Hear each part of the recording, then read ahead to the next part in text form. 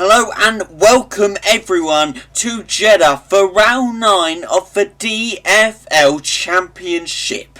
In the past we have been here a total of 3 times, which if you do the maths equals once every season we've done because we love this track so much. Back in season 1 we saw Preston go on to take pole position but only take P2 as Harry took P1 and Callum P3. In season 2 we saw Preston for the second season running take pole and the pole record with a 129.177, but once again lose out on the win due to a 5-second penalty which saw him move down to P3 as Cole took P2 and Harry extended his seasonal streak to 2 seasons and take P1 again. In season 3, we saw Charlie break Preston's pole streak by taking pole position but still losing out to Preston, who finally, after 2 seasons of pain, took P1 with Charlie taking P2 and Yuki Tsunoda taking P3. But people, as I say far too often in these intros, we have talked about the past 3 seasons, so it's time to talk about this season, season 4. So let's not waste any more time and let's find out who will take pole position here in season 4. But as per usual, as I say a lot, I myself can no longer do this alone. I am inept to do this alone, but I do have the completely and utterly helpful help of Preston on commentary today again. Hello, hello. How are you? I'm good, thanks. Are you? I'm very well, very well. Are you ready for round 9? Yeah. Hopefully it's going to be exciting. The 100% race should be good. Absolutely. We are halfway through this championship right now. George currently leads the championship, but only by 13 points. Callum a little bit behind Charlie, but not out of reach, I would say. But to be fair, Peter, Harry and Jamie could potentially come into it if they get lucky in these last 9 races as well. Yeah, that's true. It's all to play for, really. Absolutely. I dare say the championship is heating up, and we as commentators absolutely love it. I'm sure if you were a driver you'd be hating it right now, wouldn't you? But as a commentator you absolutely love it. Yeah, it's an awful thing to experience being in, but yeah, the drama is best for the viewers, so it's nice being on the other side of it. Who wouldn't want to be, eh? Who doesn't like to be on the commentary table? But of course we talk about the Drivers' Championship, but let's talk about Constructors as well. Alpine only lead it. I was about to do very quick maths, but I can't do quick maths. By only 16 points, is that? I believe so. Let me just get up, sorry. No worries. Alpine lead it by 16 points. So that's close as well. That's not over. Alpine thought they'd absolutely run away with it, but they haven't. Callum's retired. Oh my days. Oh. We waited. Oh, wow. Oh, his luck is extreme, isn't it? Last race, turn 1, he was in a very great position. Come turn 1, he has an accident with the AI that sends him all the way down. That's less points there. And now he's all the way down again.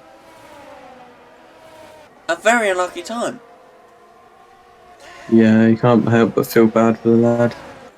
But George sets a new pole record here in Jeddah with a 128.448. That's maddening. That is pretty maddening. But very quickly, George is currently on provisional pole position. Then comes Charlie in P2, almost a whole second apart. Just shows the actual difference between them, really. Jamie coming in with that P3 with only 1/10 of a second off.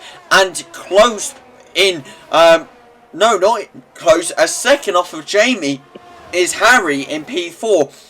And I swear to God, commentators curse is horrible. I'm currently having hiccups. I didn't have these before I started recording. No, I had to get them whilst we were recording. It's brilliant. Yeah, just going back to the Callum thing as well. It's unfortunate he's obviously had to DNF, but it is a 100% race, so he's not out of it. I won't get him out. Obviously, it does put leading this race into jeopardy, but who knows? For Jeddah, the safety cars are all the time. He could easily find himself up there again.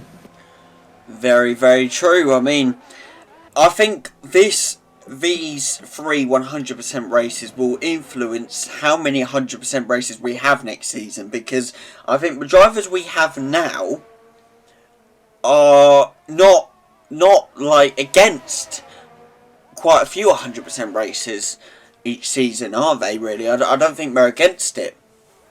No, they do like him. Obviously, Callum won't be a fan at the moment, but we'll be thankful that it is a longer race, so he's got more chance to catch up. But yeah, I think the drivers on grid at the moment currently aren't against it. Very true, very true. I'd like to see potentially Jamie and Harry and Peter do very well. As we mentioned, they are currently below 100 points, but they could still come back in this championship, I think. I still think they have a chance. I don't think they're ruled out yet. No, it's going to be a tough task. So it's not going to be an easy battle, but like you said, they're not that far off, and who knows? A couple of bad results for George and Charlie maybe, and they're all to play for again.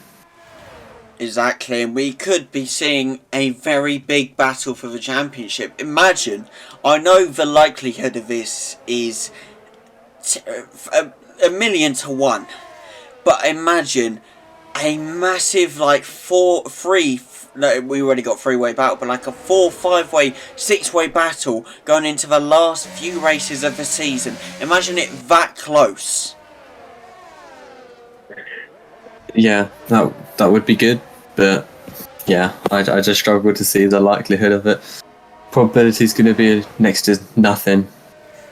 But hey, who knows? Stranger things have happened. Exactly, and I always wish for the impossible to make it possible, and sometimes it does happen. Sometimes my wishing pays off, so we'll see what happens. But Peter has now taken that P2 and also broken the pole. No, yes, he has the pole record as well, but not beating it to George's extent.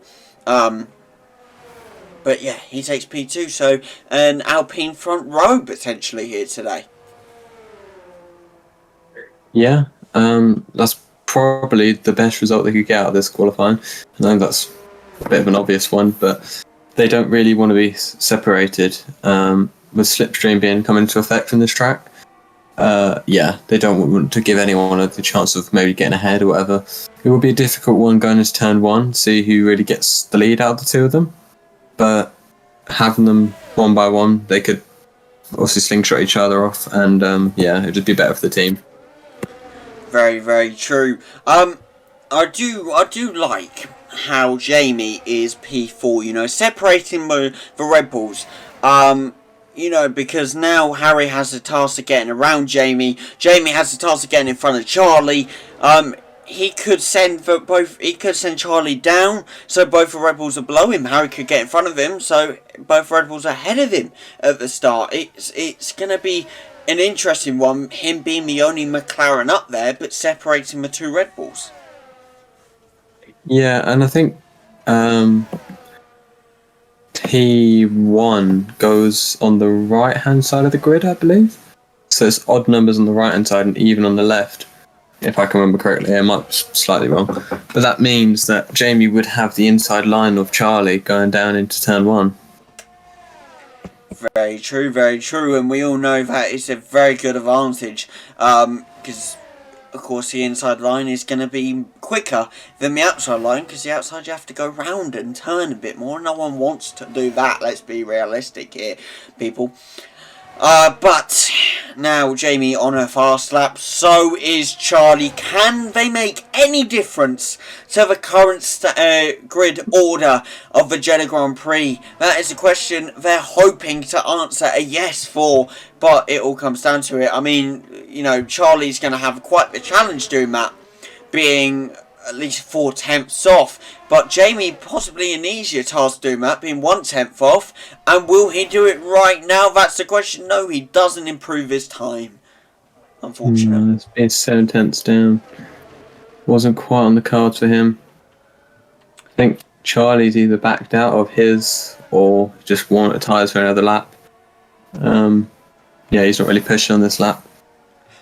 Who else is out? We've got the 2 Alpines now on their warm-up lap.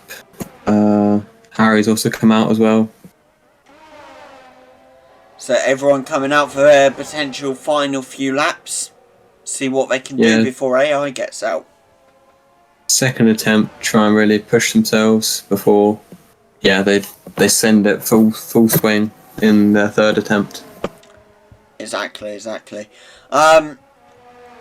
But people, we're hoping for a great race. We're hoping for it. We're hoping for not many safety cars. However, safety cars do make it more interesting. So we'll see how it goes. But with George on current provisional pole, here's the question for you. Do you think Peter will play the defensive play to let George get ahead? Because, of course, George being first in the championship, but Peter not being out of it yet. Will the team orders come into play, or will Peter potentially go for it himself? Not sure, because George would still gain points on Charlie if he is P1 or P2. But the interesting factor would be, who gets the better start. I think if Peter gets a better start, I don't see why he would then slow down to let George ahead. I think it's really just going to be decided on that opening lap, the start, and who gets a better clean lap, really. Fair enough. Do you, of course, next time out, obviously we're current... Oh, what happened? Harry's just spun it. He lost the rear just coming around. Those fast S's, really, as you would call them. That's just unfortunate. But carry on, sorry. Can't even remember. Oh, yes, I remember what I was saying now. Of course, Imola, next time out. It's not 100% confirmed yet, but from what I've heard rumours coming out of your camp, the McLaren camp, the likelihood of Callum racing next race is not that possible. Could we see your return being the third driver of McLaren in Imola? Could be. We'll have to see, won't we? We'll have to see, That's basically a confirmation, people. He's just trying to avoid the question. It's just McLaren drivers, they don't tend to answer questions straightforward. They want to deviate from a question and make us wait and make it more painful. So thank you very much, Preston. You're very welcome. But is that George that's now just improved on his time? He has a 127.9. Something else. Blimey. That's just an incredible lap. I don't know how to put it into words.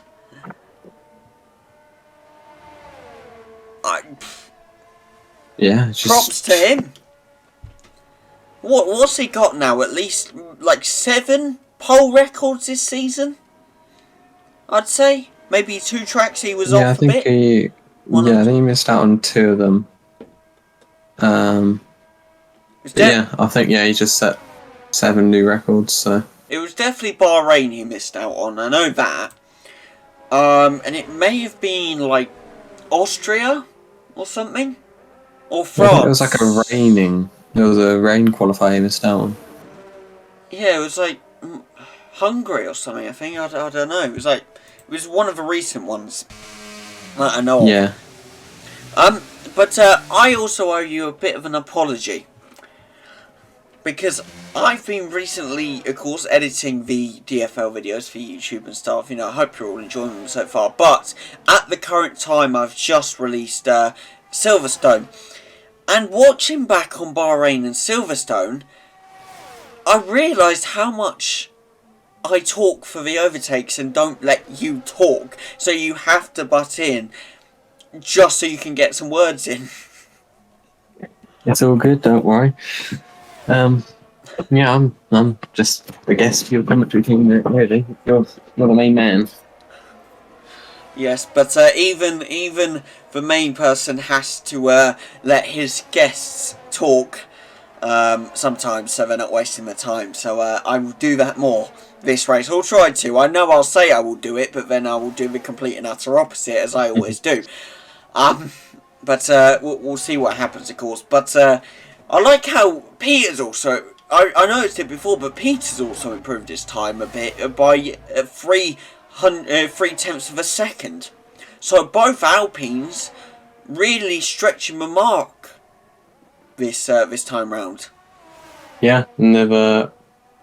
Is that George coming out again? Blimey! I mean, Peter's called it a day. Kept it. He thinks he's confident again, P2, but George wants to improve on it. I tell you, who is improving? Charlie. He's just gone purple in the second sector. Could this be a provisional pole lap? A record-breaking lap? Right here. We'll have to see. It might take P2 though. Depends on how far up he is. Ooh, a 127, 128. Oh. I mean, he beat the record from season 2, but wasn't enough.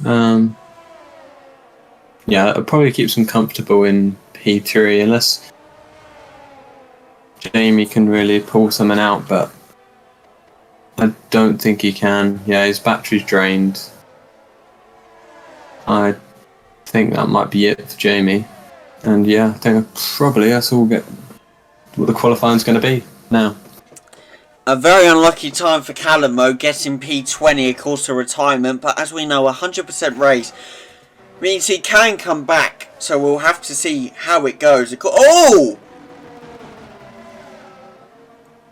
Yeah, I think he just retired to sort of just end qualifying. I don't think he's really struggling out there. I was about to say that. Is that intentional or is that not? You know, sometimes you can't tell really, can you? But, people, that is the end of qualifying. We're about to... Oh, George hits the wall there. We're about to see George finish his qualifying lap. We're about to see Jamie finish her... oh, okay, yep, George has retired as well, so it gets it done. He just sent it into the wall completely. We're going well, it's just something you see every day, ain't it? That'd be a TikTok for George. But Jamie now about to cross over the line and finish off qualifying, people. What a great qualifying it has been. We have really enjoyed it. And we'll be right back with you in a moment with the leaderboard. See you in a second. And here we are for a quick rundown of your qualifying leaderboard. You have George on pole position. Peter getting out front row for Alpine in P2. Charlie in P3. Jamie in P4. And Harry in P5. And due to Callum retiring early on, he starts down in P20. A very unlucky time.